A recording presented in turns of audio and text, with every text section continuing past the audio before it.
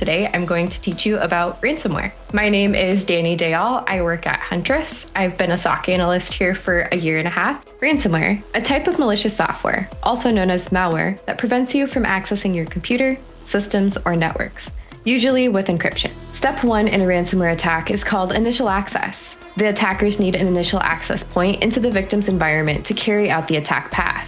Some commonly used tactics are phishing, compromised credentials, exposed or misconfigured remote access like remote desktop protocol, or software vulnerabilities. Whatever gets the job done is what attackers will leverage and move on. Let's take a look at a phishing email in a ransomware attack. It looks legitimate, but it puts pressure on the victim to act quickly in order to resolve an IT issue.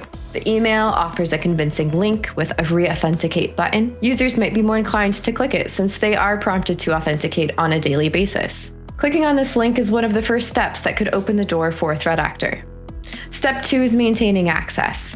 The attacker needs to get deeper into the environment and find the high-value information that will be held for ransom. The attacker needs elevated privileges to start setting up the rest of the attack path. The main goal of local privilege escalation is to gain full control over critical systems and the domain. In this example, the attacker uses a credential dumping tool. This helps the attacker maintain unauthorized access in the environment, where pre-reconnaissance efforts significantly cut down on time to ransom. This is called persistence.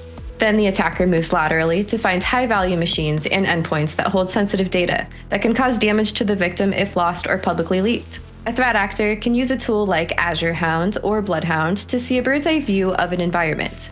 This allows a threat actor to save time by narrowing in on high-value endpoints or users instead of wasting time on low-hanging fruit. Step 3 is data exfiltration. The attacker uses these tactics in double extortion ransomware attacks such as encryption or exfiltration. The steps of data exfiltration can start with the attacker packaging up the data into a suspicious directory, like the public directory or a temporary directory. Sometimes the attacker can use legitimate tools to blend in. Step 4, deploy the ransomware. The attacker now has the access, the data, and the knowledge of high-value systems. It's time to push ransomware across the entire network. Your files have been encrypted. This is one of the worst notes an organization can receive. This is a ransomware note that could potentially be on every host within the environment, or the most important servers. Confirming the threat actor has taken control of the environment. Losing access to every endpoint is detrimental to any organization. To summarize, these are the steps a threat actor will take to deploy ransomware and take control over an environment.